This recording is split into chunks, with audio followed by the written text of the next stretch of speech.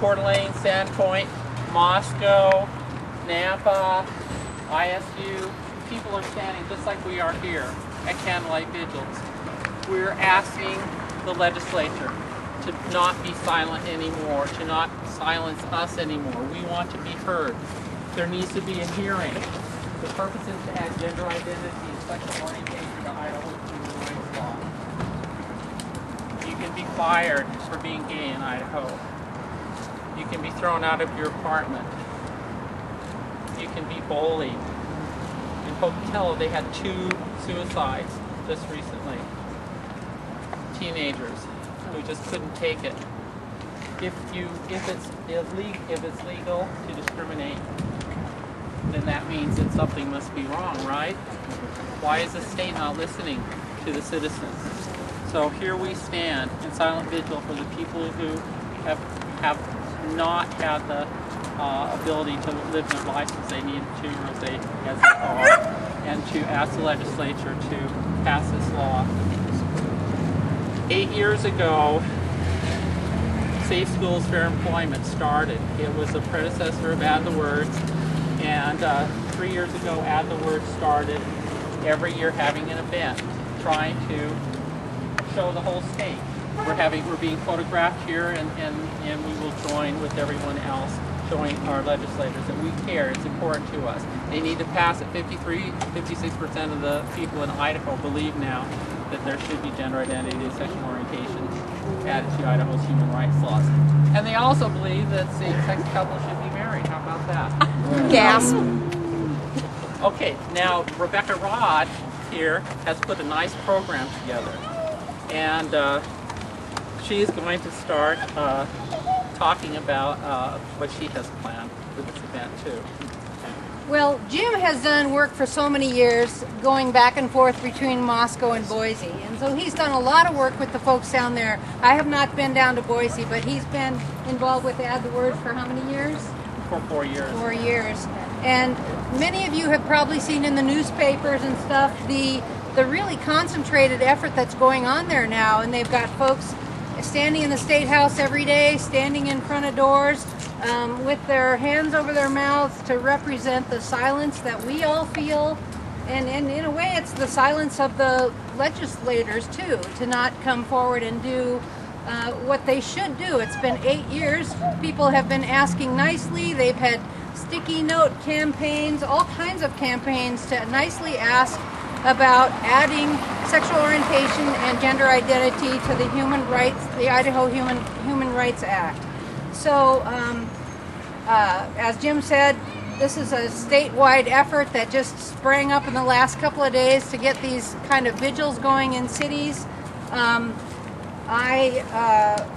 He mentioned, about people having the fear of being fired at their jobs or evicted from their apartments, things like that could happen. There's also just there's something to be said for that feeling that you get when your state or community doesn't support you.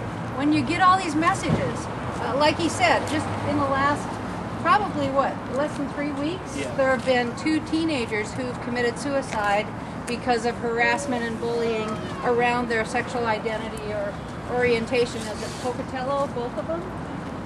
So this is really important. It sends a huge message, not only to our state, but out into the world. And so we just think this is really important. Like Nancy's sign over here, words matter.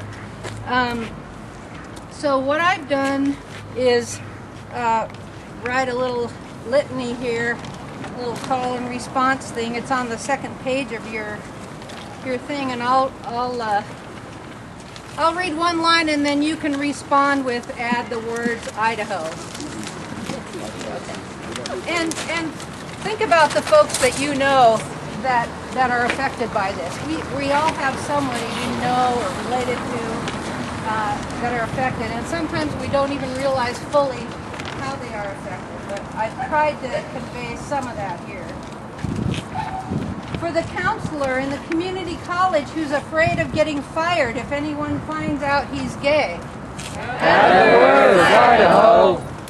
For the young women looking for apartments together as roommates because they can't risk letting potential landlords know they're a couple. Add the words Idaho.